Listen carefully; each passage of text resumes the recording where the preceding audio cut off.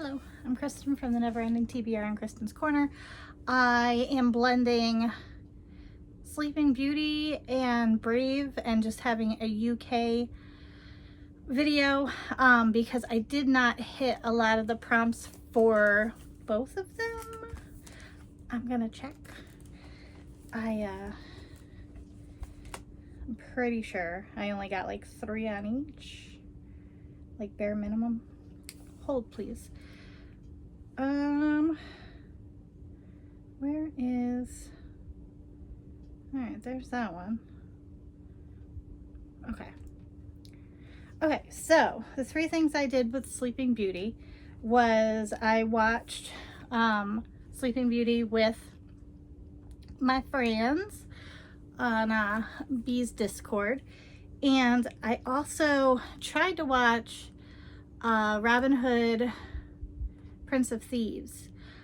I had bought it from Barnes & Noble for $5, and for whatever reason the last part of the movie did not transfer or did not write onto it, so I watched all the way until Maid Marian shows up at the forest. So I did watch that. I wore pink, and this pink shirt actually has a little bit of blue and purple, so I wore that for brunch. I took a nap, and I tried Forest Ambiance. And then the other thing was I read, what are you? Anyway, I finally got to this Sleeping Beauty retelling. I've had it on my shelves. I've been trying to get to it because it hits a lot of my Halloween prompts. It's a chunk, and I just could never get into it. So I finally made myself sit down and read it, and I really enjoyed it. Top tier for horror and gore and the creepiness factor, the adventure factor, the fighting scenes were fantastic.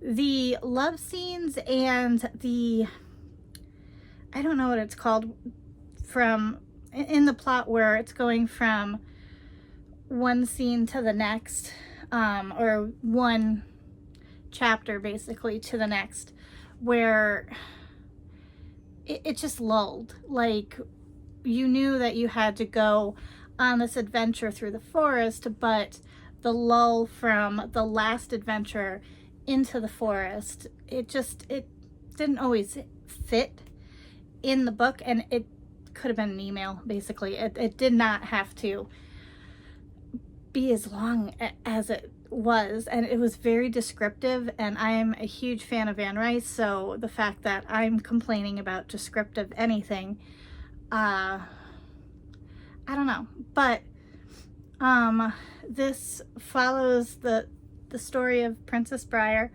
She's cursed to sleep 100 years, and she finds a loophole in her curse so that her kingdom will sleep with her, so that she's not waking up to a brand new kingdom when she wakes up. So the dark fairy is like, well, bet, I'm going to double curse you, and now you all can rot like you naturally would if you slept for 100 years. And the only person that didn't rot was Briar. So, and her prince. Her prince, when she goes under her spell, he gets taken and imprisoned somewhere, and he's let out 82 years later. He goes back to his kingdom that has been usurped, is that what it is? Has been taken over because there wasn't any heirs past him. So he talks with the prince that is there, and he gets an approval from the prince and the king to go get Briar. And they get to Briar's castle and in her kingdom, and the sleeping kingdom starts waking up because they're hungry, and they're all zombified. And it's so creepy. I loved a lot of the characters in here. I like the fact that she put characters for future books into this one so that it can lead into the next books in the series. Yeah, overall I liked it. Like I said, it just the waiting periods just had a lull to it. And then the other book that I read that was set in England was the Benevolent Society of Ill-Mannered Ladies. I think I got it in the Cozy Corner box with the other book that I really liked. I loved this book. I cannot wait to read the next one. Lady Augusta is just my kind of spinster. So this follows the story of twins in their 40s. I think they're going into their 40s, and they're still going to the ton and things like that, but they're not wallflowers, and they're not like the elderly matrons, so they really don't have a table to go to because they're spinsters.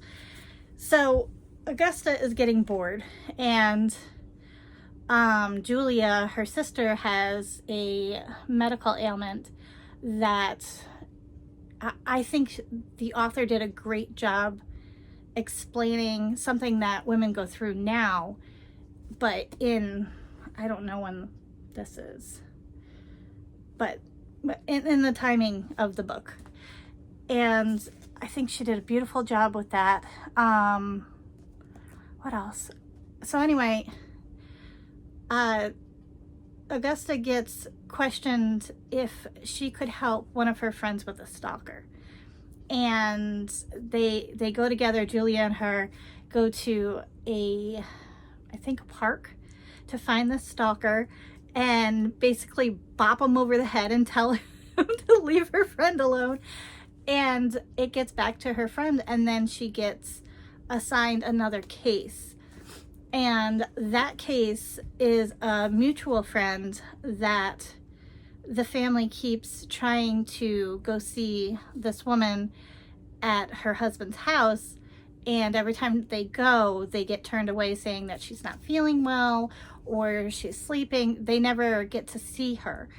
So one of the maids gets a note out from this woman to her family saying that she is basically being starved to death and that she's not sick. It's just that her husband doesn't want her around anymore because she can't have babies, and he doesn't want to pay for a divorce. So the two sisters go to just check on her, and they have this elaborate plan in the carriage, and then a highwayman stops them, and Gussie pops him on the head because that's her thing. And then they get a good look at him, and he is a lord from a case from a long time ago that was tried for murder during a duel case, or during a duel. The person he was dueling died, and he was tried and convicted for killing the person. So he was sent to the New Americas, which I believe was Australia, and they just come up with this story while this guy is unconscious, and they're like, well, we can't just leave him here, you know? So they put him in the carriage and bring him on the case, and he wakes up and comes to and finds out what they're doing. He's like, all right, I'll go along with it. And he helps them have this woman escape. And then they get two cases after that. So if any of that description sounds good, I loved it. I absolutely loved it. If you have issues about human trafficking or just neglect of women, or if you have an issue with how women were treated in insane asylums way back, maybe not, but I think she did a very good job with showing how, like, her descriptors, like you felt like you were with them, smelling certain things and feeling certain things. And I really like this book. So, and then the other thing the sisters are going through is their brother, who is the heir, is getting married. So his wife is now going to be the mistress of the properties, and their house, they get kicked out of their house because the brother wants it. So they had money set aside and they end up buying their own property. And the conversation of women owning property and, you know, what women's rights were and how to manipulate the laws so that they could be who they wanted to be, I absolutely loved. So, love this book. And then we're going into the week of Brave, and that was in Scotland. Unfortunately, I did not read anything that was set in Scotland. I did listen to Scottish music. I had like Scottish ambiance. I watched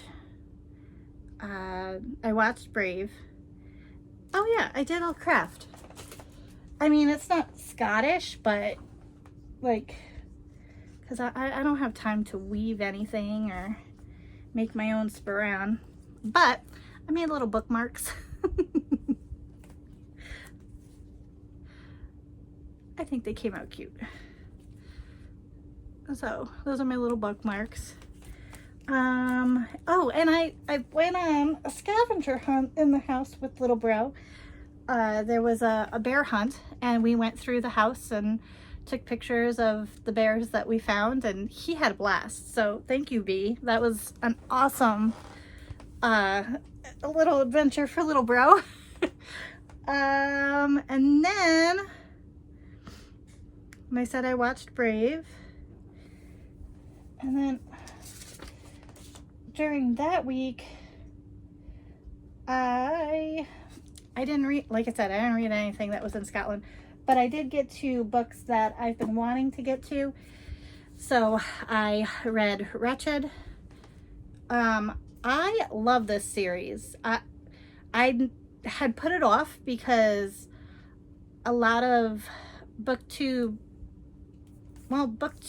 because most of my friends like the series, but it was like a hit or miss on Goodreads and stuff. So I had bought a good chunk of the series. I think I have the first 4 and I need the other 2, I think. I love this. This was the Wizard of Oz retelling, and Evelina was a bad A. I just absolutely loved her. And Nicholas being the undercover DEA agent, and the Irish mafia. I think it's in Chicago. Pretty sure that's where they were. It was just, I really liked it. I liked it a lot. I loved the ending. Yeah, I really liked how they did it, and that Dorothy was basically the villain. Oh, excuse me. And then the other book I read was The Amalfi Curse. This is fantastic. If you grew up in the 90s and watched the Titanic behind the scenes where they found parts of the Titanic, and that's what spurred James Cameron to make the film, you might like this. Or if you like watching people treasure dive and things like that, it was just not whimsical, but I really enjoyed it. So it has 3 points of view and dual timelines. So there's the past, and that is between a woman and her soon-to-be husband, well, not soon to be husband, but somebody she falls in love with, and their love story and the troubles that her little town is going through. And the woman is a descendant, allegedly, from sirens, and she's part of a coven of sea witches, and their job is to make sure that the town that they live in is prosperous with their fishing, but also that they respect the water. And then there's the other timeline, which is present day, and the woman is the daughter of a, what was it, a diver? She's a nautical archaeologist. That's what she is. And her father, she learned how to do it from her father. And her father has just passed away, and he had found something in his last dive, and something happened to him while he was coming up from his last dive. And it just led to complications that when he passed away, he still had this unfinished dive. So she gets the backing and a company to help pay for the dive, and she gets everything going. And the day that she arrives and most of her team gets there, an influencer is on their yacht, and something happens, and all the passengers on the yacht pass away. And so her dive gets stalled, and she's ticked off about it, and she has to send her team away. And then she finds out that the company that was backing her took the money from her, but then backed her dad's best friend for the dive. So she gets even more angry. So she decides, I'm going to stay here and I'm going to find what my dad found. And then she has her own little love story with an Italian boat company guy that does tours of the Amalfi Coast. And it's really, really, really cool. And, you know, and then the timelines kind of meet because she finds something and has to do research, and it leads her to the story of the original woman and guy. That's the original love story that the curse came from, kind of thing. I don't know. I really liked it. I probably just butchered the whole idea, but yeah, I'm glad I listened to it, because there are a lot of words that I don't know how to personally say. Like one of them was Stragera, which is a sea witch, basically. But a lot of the towns and stuff like that, I wouldn't be able to figure out what the words are. So, love this.